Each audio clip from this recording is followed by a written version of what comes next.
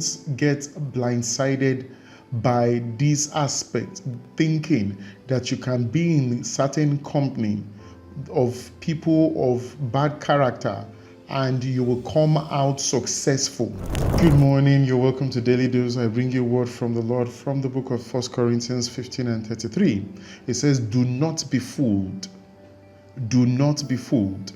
Bad companions ruin good character.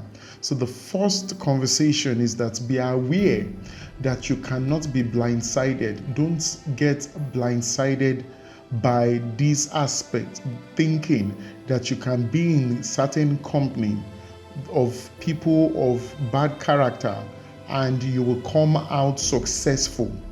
What that means is that a lot of people think that because they are good people, that they cannot be influenced by other people. In fact, most of people's dreams are not their dreams. They are things that people have instilled into them unconsciously or subconsciously. People want a certain type of car because they saw it, not because it's their heart desire. People want marriage, not because they really want marriage, but because they see other people getting married.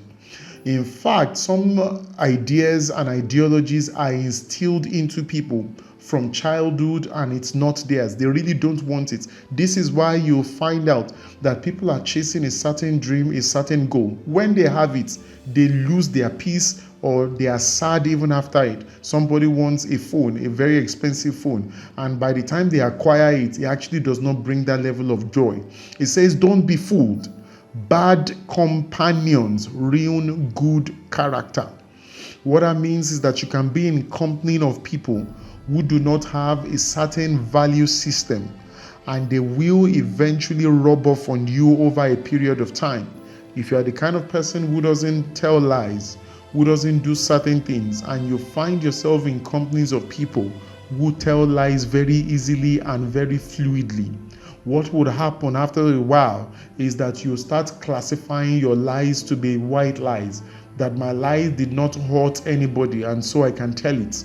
There are certain people who are in a certain mood. You can never catch them do some things, but they move to another region where some of those value systems are now being reduced to the barest minimum. And what you find out is that they begin to morph into something else. And the way life is that if you don't take your stand on certain subject matter, you will actually be influenced. It says, don't be fooled. Don't think that you cannot do certain things. When you find yourself under standard temperature and pressure, you will find yourself do some things that will marvel you, that you never thought you could possibly do. And that's why it's important when you see people who have lowered their standards and then they say things like, why are you so serious about it? Know that you should run. That's your cue for you to run away from those sector people, because after some time you will be heavily influenced and you will lose yourself in the process. Because the reality of it is that anything you accept on first instance will probably become your reality on repeat. And this is why it's important that there are some conversations that are non-negotiable. You either stay, and that's why when the scripture was saying, it says that do not forsake the assembly of the godly. It was very specific. Do not forget the assembly of the godly. They are what they call the godly assembly. When you are in that assembly, there are certain value systems that must be upheld. And those people see to it that those systems are upheld and those value systems are upheld. These are the kind of places where you find yourself, and make friends within that network where there is a system of correction, where there is a system of discipline, and you can be sure that you are preserved within that network. I hope that helps you. And that's why we say there is nothing called online church. There is what's called online ministry. You can pray online, you can do certain things online, but to think you can be nourished online, it is not possible.